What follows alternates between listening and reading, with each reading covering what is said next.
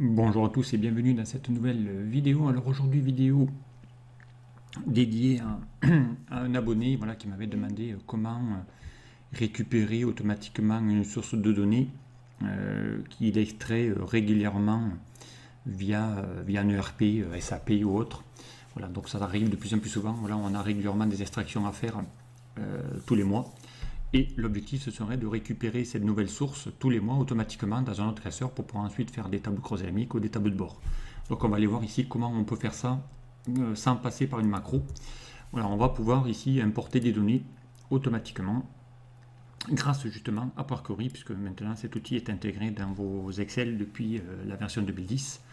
Voilà, donc si vous avez une version d'Excel 2010 ou plus, vous avez normalement Power Query qui est intégré dans votre Excel. Exemple ici, si je vais dans l'onglet données de votre Excel, vous avez dans le groupe récupérer et transformer, voilà, ici Power Query, qui maintenant est capable d'aller obtenir des données à partir d'un classeur, d'un fichier texte, d'un PDF, à partir d'un dossier. Il est capable d'aller aussi extraire et récupérer des données d'une base SQL Server. Donc là, vous auriez pu même automatiquement vous connecter sur un ERP à base de serveurs.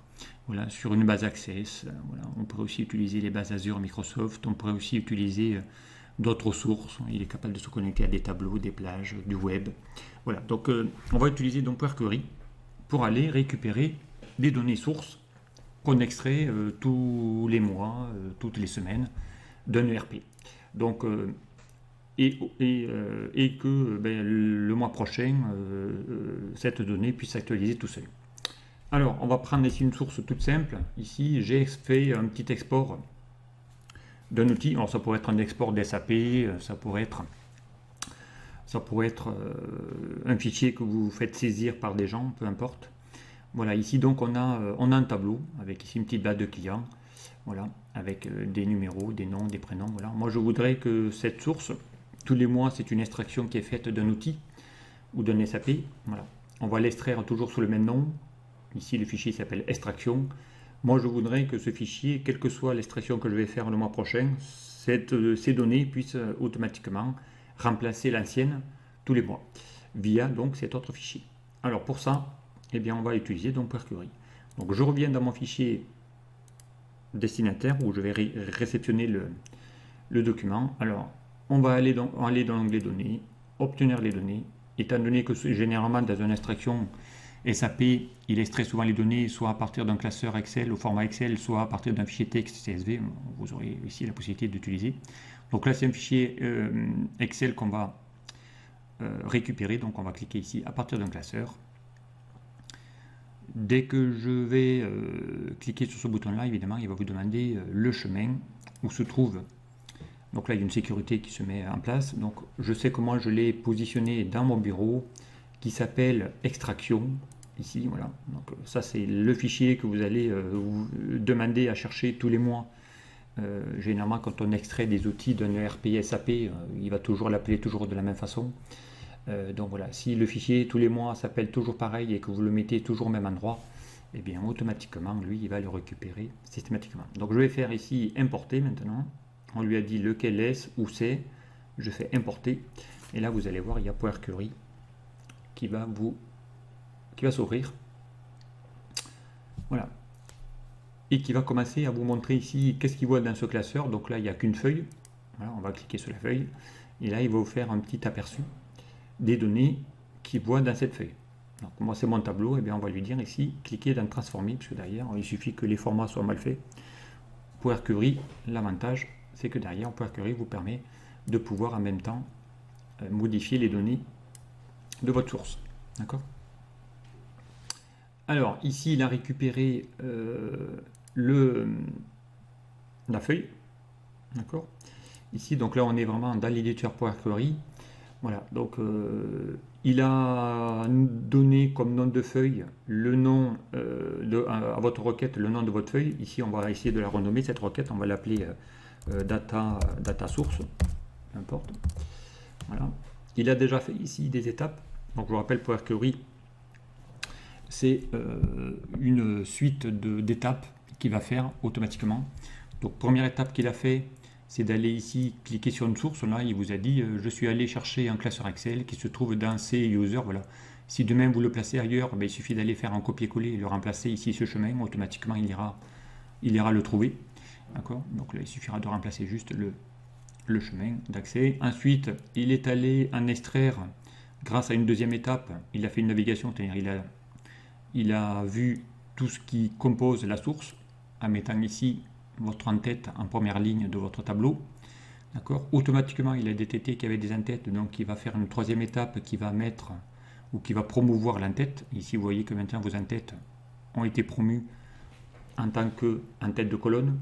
D'accord. Et du coup, il récupère les données uniquement du tableau. Et ensuite, automatiquement, parce que là, par défaut, tous les champs sont en colonne ABC 1, 2, 3, c'est-à-dire tout est en texte.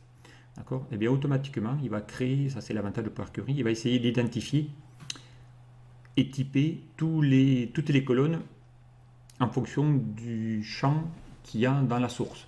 Donc ici maintenant il a vu que la première colonne c'était un numéro de client, il va le mettre automatiquement en 1, 2, 3, c'est-à-dire en nombre entier, le nom toujours en texte, et ainsi de suite. Là, le code il a mis un chiffre, ainsi de suite. Là il a vu que la date, a priori à la source, c'était pas une vraie date, ça arrive souvent quand on fait des extractions d'un ERP, et bien là on va lui dire non, ça a une date, et bien si demain je ne veux pas refaire la même manip, on va lui demander de formater ça en date. Voilà. On va lui dire de remplacer l'étape actuelle, et là il va reformater le champ en date une fois pour toutes pour ne plus que ça le refasse la fois prochaine. Voilà. Et ainsi de suite, ainsi de suite. Voilà, donc ici on a créé des étapes. On pourrait lui en rajouter une quatrième pour lui mettre par exemple, je sais pas, le nom du client. Par exemple ici on a le nom ou le prénom. Eh bien on aurait pu lui dire ici de prendre ces deux colonnes. D'accord. Et on pourrait lui dire ici eh bien de les fusionner. Donc ici on va lui demander de fusionner les colonnes. D'accord. On va lui dire de mettre un petit espace entre le nom et le prénom. D'accord. Ici, on va donner le nom à cette nouvelle colonne. On va l'appeler prénom nom. Okay. Et on va lui faire. Voilà. Donc là, il vient de créer maintenant une colonne qu'il a fusionnée en mettant les noms et les prénoms automatiquement. Voilà, si on veut s'éviter d'avoir une colonne supplémentaire, eh bien on peut lui demander en même temps de rajouter une étape qui permet de fusionner les deux. Voilà, donc là c'est comme si on concaténait les deux, ça le fait tout seul. Voilà, et maintenant eh bien, cette source, je vais lui dire qu'est-ce qu'on en fait. Et bien ici, après on va aller dans l'onglet accueil, fermer, charger. Voilà. Voilà. Et automatiquement, il va charger la requête dans une feuille de votre classeur, ici, qui va nommer au nom de la requête. Et ici, on a toutes les données de votre source. D'accord. Alors maintenant, je sauvegarde ce classeur. Ok. Je vais le fermer. Donc il s'appelle voilà, importer automatiquement une source de données. Ok. Maintenant, le mois prochain, lui, il est là. D'accord. Je vais maintenant faire une nouvelle extraction le mois prochain.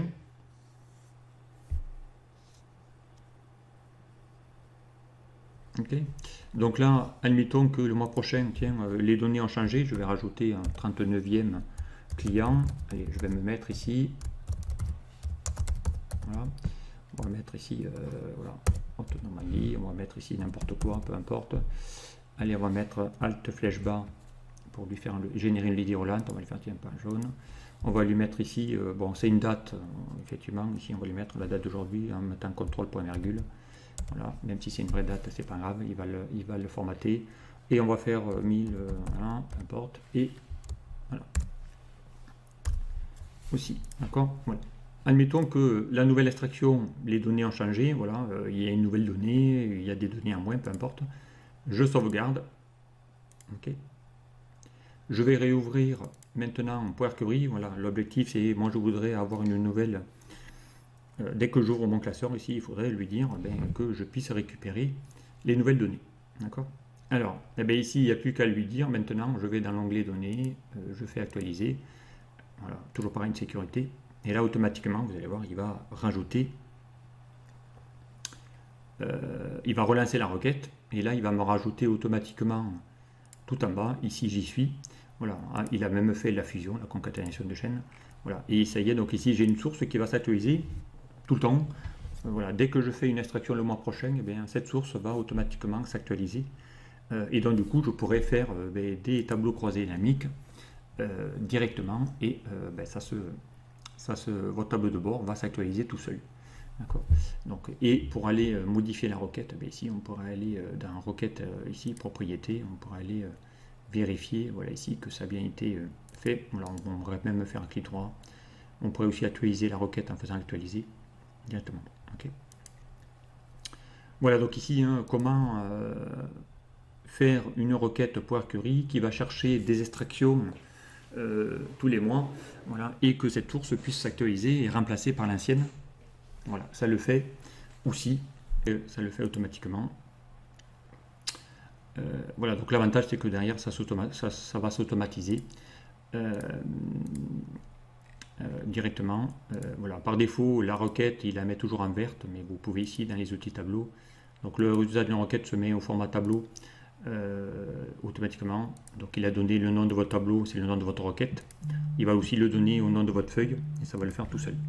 D'accord, directement. Voilà, donc ici vous avez ici une requête automatique avec une source qui va s'actualiser à chaque fois que la source va changer, tous les mois, toutes les semaines, peu importe. Voilà ici comment faire des imports de données automatiques grâce à une requête Power Query, voilà, sans aucune macro, juste en faisant une connexion avec ici une source externe, voilà, qui peut se trouver à n'importe quel endroit, sur un cloud, sur un espace réseau, peu importe, Power Query saura aller le chercher là où vous l'avez déposé. Allez, je m'en arrête là, et puis je vous dis à très vite sur un prochain tuto. Au revoir.